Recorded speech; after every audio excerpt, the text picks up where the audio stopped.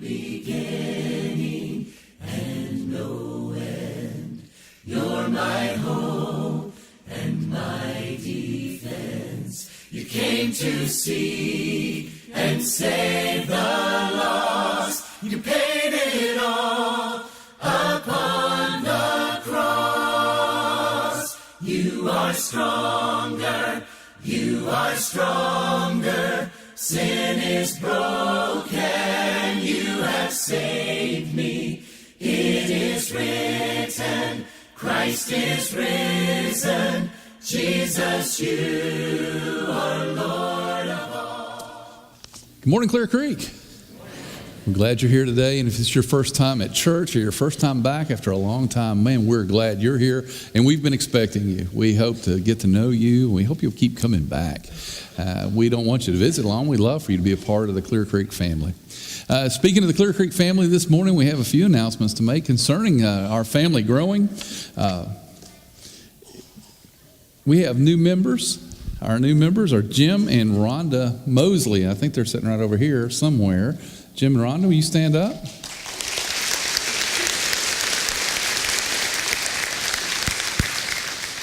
Jim and Rhonda have been coming here for some time. They are Keith Mosley's parents, Natalie Mosley's in-laws, and we're glad that you're here. Can't wait to see what God is going to do through you. Also, we've had a couple of baptisms the last few weeks. I don't know if these people are here or not, but if you are, please stand and let us welcome you into the family. Sharon Gray was baptized into Christ a couple of weeks ago. We didn't announce it last week. Is Sharon here? She may be out of town this week. Also, Angie LaFew was baptized last week. Is Angie here? She's right over here. Okay, great.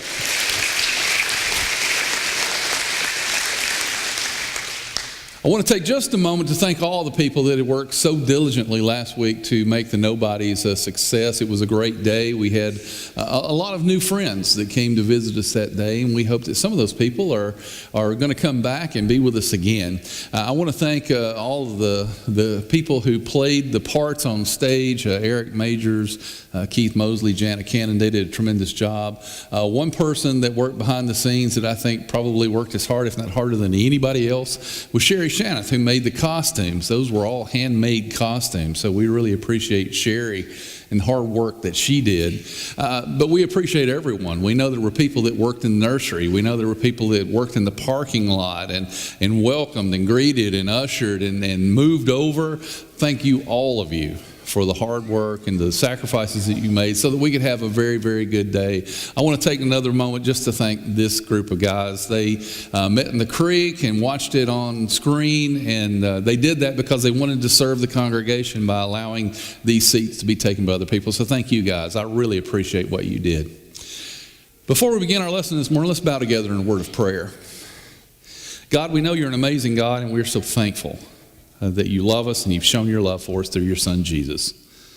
And Father, as we begin this series that we're going to do every Sunday in April, may we remember that you're a God who works in the ordinary and that you work in people that we often think you can't work in. You have a way of redeeming situations and making them work out to your glory. We know that you cause all things to work together for good, even bad. And so, Father, this morning, as we look at this first woman in this series, may we see her the way you see her. And may we see ourselves the way you see us. And it's in your Son's name we offer this prayer. Amen.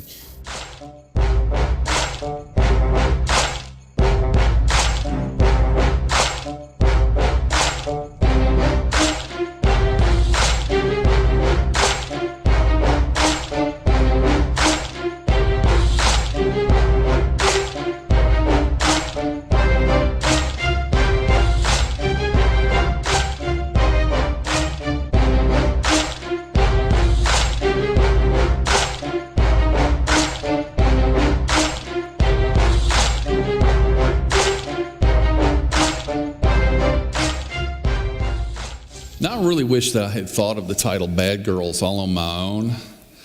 I'm just not that big a genius. There are actually several books out about bad girls of the Bible. One's called Bad Girls of the Bible. The sequel to that is called More Bad Girls of the Bible, because these writers are really original. And then after that, it was really bad girls of the Bible. I'm not sure what makes the difference between a bad girl and a really bad girl. And then they kind of ran out of people, and they came up with a fourth book called Slightly Bad Girls of the Bible. I don't even know who those people are. Don't know who that would be. It's kind of interesting. When I started studying this woman in Genesis chapter 16 that we're going to study today, it brought me back to a memory that is etched in my mind forever. I was driving down the road, listening to the radio, and I was hearing our worst fears unfolding before us. The World Trade Center had fallen to the ground. Airplanes, terrorists had flown those planes into those buildings, killing thousands of Americans. And what was happening, although we really didn't understand it at the time, is that me and you and our world were being given a golden invitation into a story that was 4,000 years old. The story of two women and two boys. A story of a promise, a story of disbelief, a story of miracles, and a story of grace. And a story of a bad girl. A bad girl by the name of Hagar. Before we look at Hagar's story in Genesis chapter 16, I want to warn you. It's not going to turn out the way you think it will. And you may have read the story, but this sermon will not turn out the way you think it will. Because when we look at this with new eyes, as I've had to do in studying this, and taking my prejudices away, because I would like to believe I'm a person with very few, if any, prejudices. I found out that I had a great prejudice toward Hagar and Ishmael, toward this nation that was born, and I forgot that God had a hand in it all. This story is a story for everyone who feels alone. This is a story for everyone who has ever felt unwanted. It's a story for those who have been lorded over by people with great power, whether it was positional power or just the power of influence. It's a story for those who go through their lives day after day, doing what they think they're supposed to do or doing what they feel they're forced to do, feeling like it's all meaningless and that nobody knows and nobody sees. This is a story for all those people who have seen God's people act and behave in ways that were despicable and doubted that God had ever dealt with them. This is a story that most of us can relate to. It's a story that I know well. And it's Hagar's story. Now, you know the story of Abraham and Sarah. Their names were Abram and Sarai as it begins in the book of Genesis. And that in chapter 12 of Genesis, we know that Abram was promised that he would have this child, and that his descendants would be greater than the stars of the sky. And you know, as the story goes on, that years pass and the child is never born, and Sarai, his wife, gives him this slave woman to bear a child named Ishmael. And we know that Abraham had two sons, Ishmael and Isaac, and then Isaac would have two sons, Esau and Jacob. And was not tradition during that time. We know that the younger sons were the chosen children. The older sons were the ones that were not the children of promise. We know that from Jacob, whose name originally meant trickster, but his name was later changed to be Israel, the great nation came from his sons, these 12 tribes of Israel. And the nation grew. But we also know that Abraham had another son, and he had another responsibility. And the story begins in verse 3 of Genesis chapter 16. My first teaching point this morning is this. People are just people. People are just people. When I was a little boy, I used to, every year come Halloween, we would watch a movie called The Wizard of Oz. Now, this is going to be fun because everybody gets to raise their hands in church, even the people that don't like to raise hands. How many of you have ever seen The Wizard of Oz? It's a great story. I mean, Dorothy is on this farm and her house is picked up by a tornado and she's dropped in the middle of this fantasy place. And she lands on the Wicked Witch of the East and she's in this peril and she wants to go home. And there's only one way she could go home. She had to find the wizard. And so she follows the yellow brick road into Oz to find this wizard. And on the way she meets three friends, goofy, silly, wonderful, but all lacking something. But my favorite scene in the whole movie, and by the way, I didn't like the movie until I got older because flying monkeys ain't natural.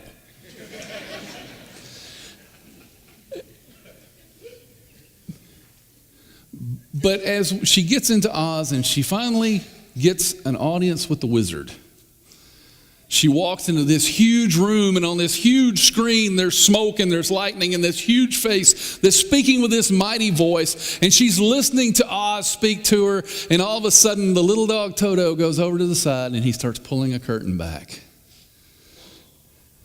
And it's just a little, short, dumpy, weird little guy.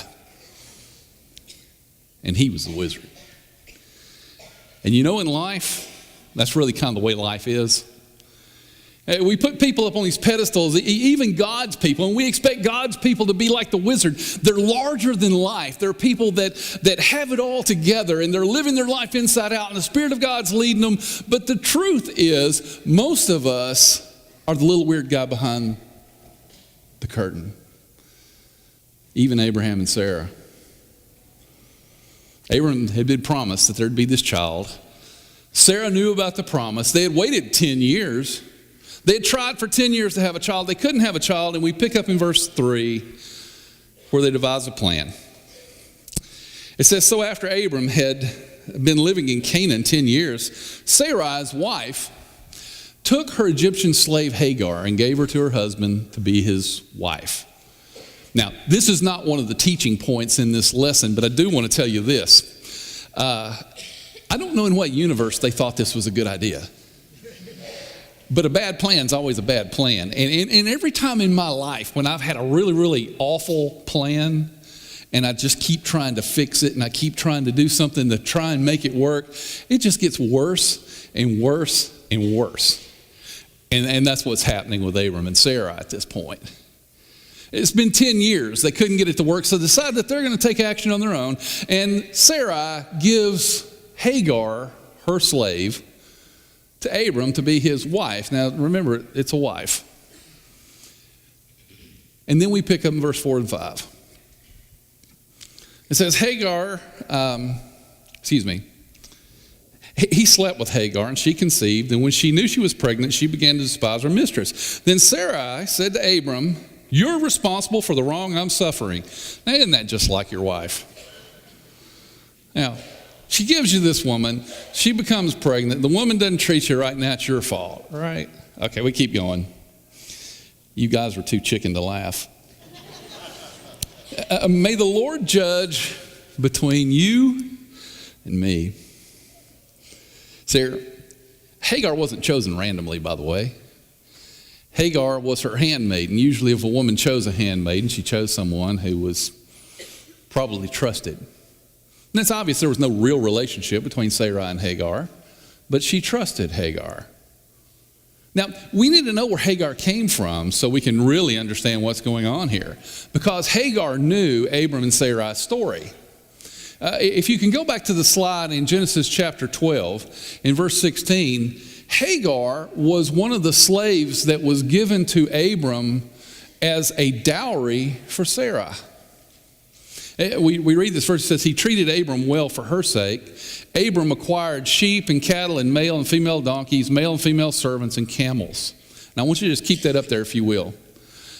What's happened here is in this story, we know that Abram had gone into Egypt and the Pharaoh had fallen in love with Sarai. He found her to be beautiful. Abram was afraid for his life. He thought that the Pharaoh would have him killed so that he could have Sarai for his wife. So he told Sarah to tell the Pharaoh that she was his sister. A bad plan's always a bad plan, right? And so we find out that he admires her so much that he gives Abram this dowry so that he could have Sarai. And God, or the Spirit of God, comes to the Pharaoh and tells him that's not what's going on. Sarah is actually Abram's wife, and he sends them off, dowry and all. Now, Hagar knew why she had been given to Abram. She knew that Abram had lied. She knew that Sarai was willing to live with Pharaoh as his wife. She knew that these people, who were God's people, were really the little weird people behind the curtain. And so as the story continues, we find out that when Hagar finally gets her bargaining chip, she's got this child, the obedience turns to disrespect. It turns to rebellion. And Sarah can't quite deal with it. So she speaks to Abram, take up for me. And we go into verse 6. And I love Abram, because this is the way us husbands are, right? That's your problem. The slave is in your hands, Abram said. Do whatever you think is best. And Sarah mistreated Hagar and she fled from her. Here's what we find out. A lot of things going on here in these verses. Number one, Hagar knows from the beginning that Abram and Sarah are just people. But they disrespect Hagar. If you notice in these verses, there are several things that go on here. One is, they never call Hagar by name. She's never given the respect of being called by her name. Although the Spirit of God uses her name in the revealing of the story, never do Abram and Sarah ever use Hagar's name. We also know that when Abram had an opportunity to take up for this woman and his child, he refused to do so, turning her loose or turning her over to the anger and the hatred of his wife Sarah. We also know that Hagar's not innocent in all of this. She could have still been this trusted servant. She still could have realized that Abram had given her a child and blessed her, and she could have been obedient and she could have been kind, but she chose to be rebellious. God's people are just people. And if you're one of these people that you think God's people are awesome, bigger than life, even though we've been called to live that way, truth is, we're not. We're just folks. And I'm so thankful that we are forgiven by the grace of God, just like Abram and Sarah were. I'm so thankful that we are blessed in the same vein that Abram and Sarah are. And if you're someone who is living your life and you think that you're not good enough to be a follower of God, God uses everybody. He can use anybody to do his work. Why? Because people are just people until God steps in the picture. Now, the next teaching point I want you to see is that God is always on the side of broken people. God values broken people. Because here's the way the story goes. She has fled and run away from Abram and Sarai. Now, I know what Abram and Sarai are thinking. Sweet, she's gone. And if I had been God in this particular situation, I would have thought, you know what? They didn't believe me. They brought this woman in here. She's got this child. She's run away. Good, problems dealt with. Let's just move on. But that's not who God is. God always sides with the oppressed. God always sides with the people who are hurt. And God values people who are broken. Let's pick up in verse 7. It says, the angel of the Lord found Hagar near the spring of the desert, and it was the spring that is beside the road to Shur. And he said, Hagar, slave of Sarai, where have you come from, and where are you going. Now, there's two things that happen here, and they're going to escape your notice unless we really think about it. Number one, it says that the angel of the Lord found Hagar. Now, there's an implication that goes along with that. That means he was looking for her. Evidently, in some way, in some light, Hagar mattered to God. Despite her rebellion, despite her disobedience, despite the fact that she wasn't having a child that was the child of promise, she still mattered. And she mattered so much that the first person in this story to actually call Hagar by name was God himself. Now, a side note, Hagar, if you're familiar with the Old Testament, names mean something. And in this particular case, the name Hagar speaks volumes. Because Hagar was not her Egyptian name. Hagar was the name that she had been given by Abram and Sarai. Hagar actually is not even a name. It's a verb. It means sojourn. Now, I don't know if you know what the word sojourn means. In our society, that would be homeless. The name Hagar meant homeless. And so for all these years, she had lived her life being called and reminded that she was homeless, that she was without roots. And God sits down beside her and he calls her by her name. And he shows her the respect that goes along with that. And as the story goes on in verses 9 and 10, we find God says a very peculiar thing to her. The angel of the Lord told her, he said, go back to your mistress and submit to her. And then the angel added, I will increase your descendants so much that they will be too numerous to count. Does that sound familiar to anybody? That sounds a whole lot like the promise that God had given to Abraham in Genesis chapter 12. Well, why would he bless this woman? Because she mattered. And later in the lesson, I'm going to tell you another reason why he may have blessed this woman. On top of giving her an identity, he gave her a promise. And then some pretty amazing things happen in this story, and I want to throw these out because I've told you that there's power in names. And we go to verse 11 in Genesis chapter 16, and he's speaking of this son, Ishmael. It says, the angel of the Lord said to her, you are now pregnant, and you will give birth to a son, and you shall name him Ishmael, for the Lord has heard your misery. Now, the name Ishmael has a very specific meaning. It means the Lord hears. And he's saying to her, you think I don't know what's going on. You think that I'm not aware of your life. You think that I'm not present in your situation. But I'm going to give you a son. And every time you say his name, you're going to remember this about me. I hear. I know. I'm present. And so in verse 13, a very unusual thing happens. He allows a slave woman from Egypt to give him a name. It says she gave this name to the Lord, who spoke to her, you are the God who sees me. For she said, I have now seen the one who sees me. The name is El Roi in Hebrew, the God who sees. And in this transaction, what's happening is she has run away from Abram and Sarai because they're not larger than life. They're the really weird people behind the curtain.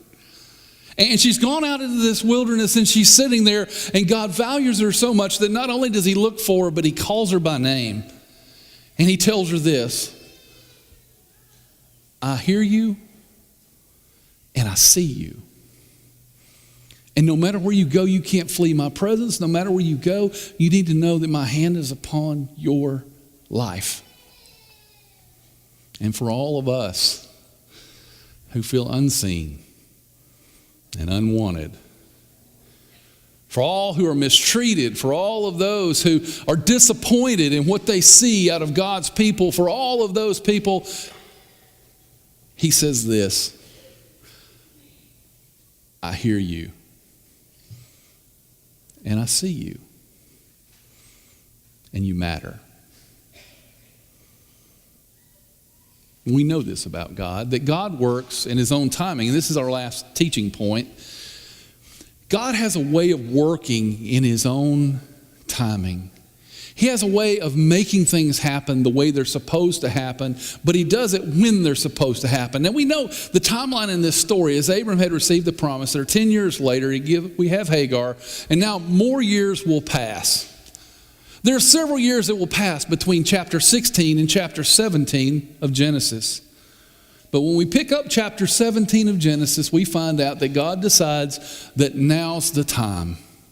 Now is the time that my promise will happen. Now is the time that this woman who probably didn't have all her teeth and was walking on a walker should have a child. In verse 5, God speaks.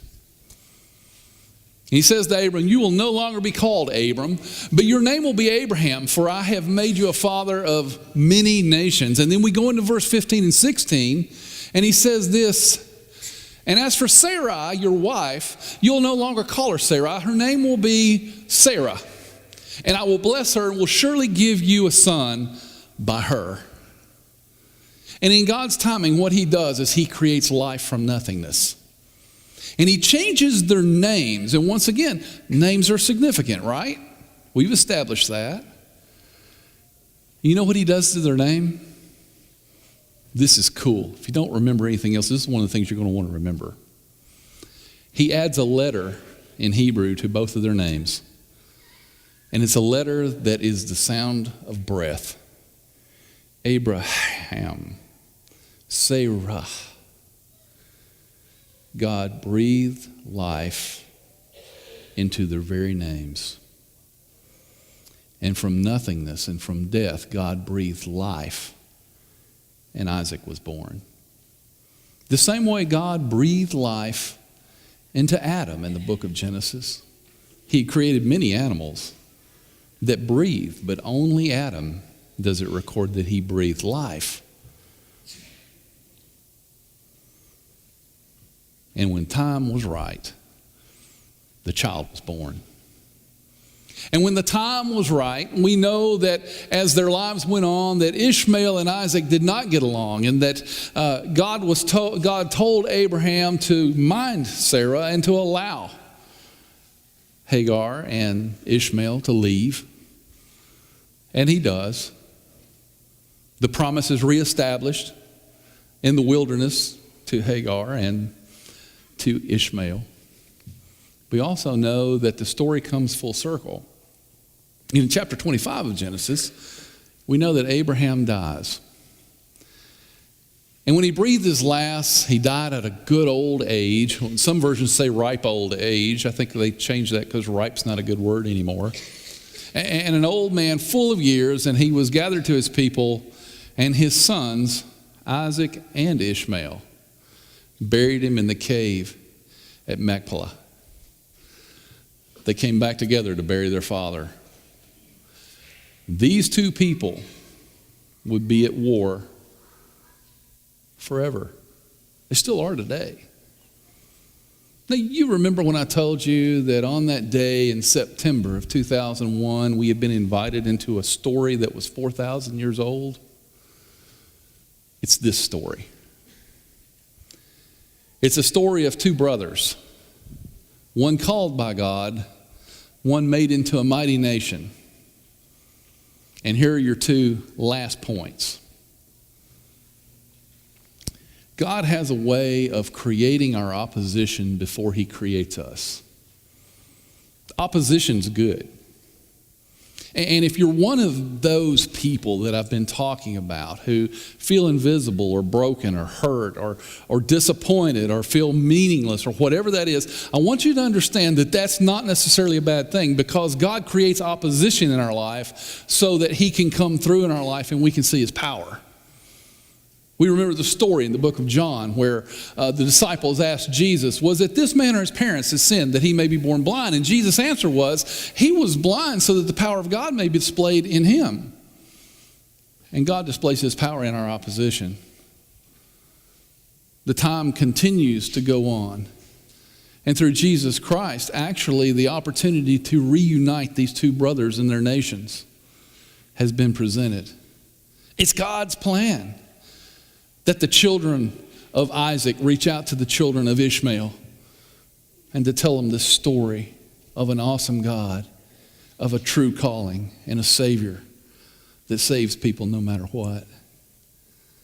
But the other thing I want you to see is this.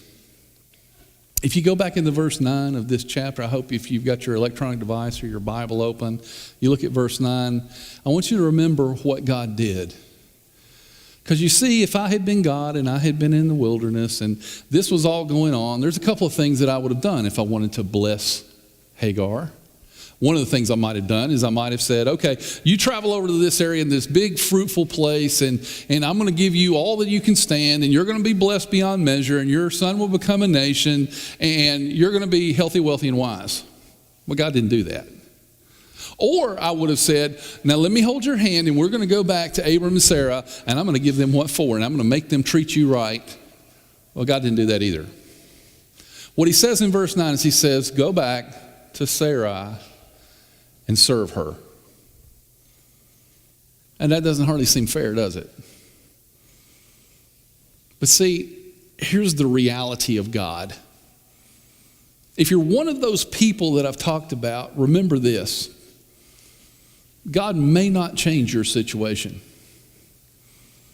but he will change you. And if God changes you, your situation will become immaterial.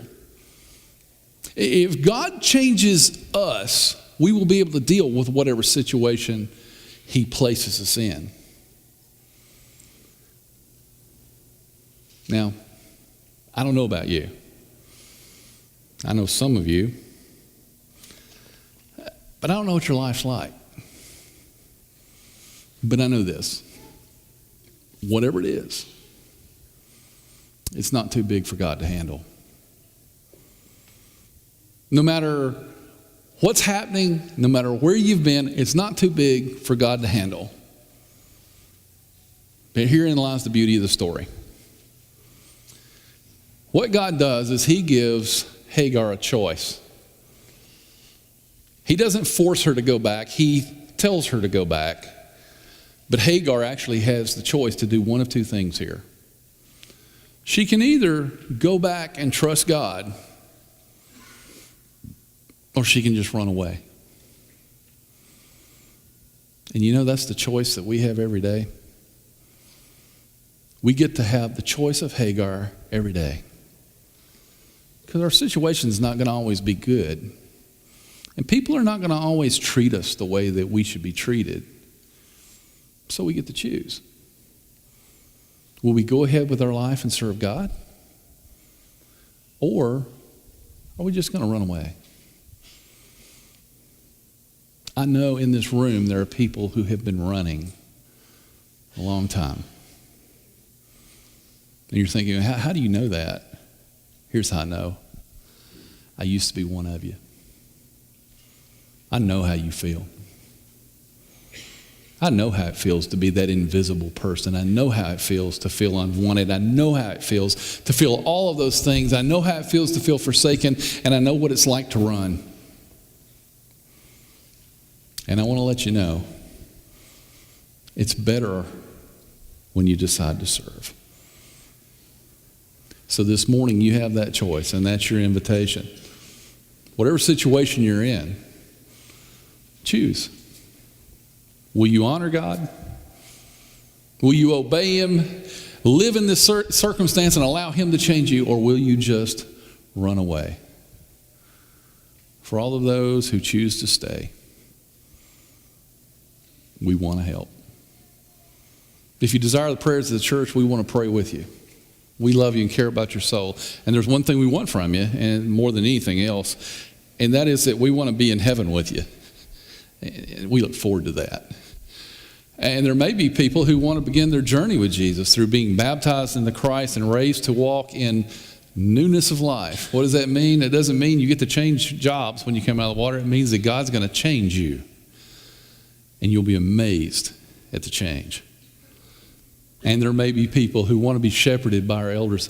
They'll be in rooms 8, 5, and 7 across the hall. And I want to let you know, they would love to sit down with you, to hear you, and to pray with you.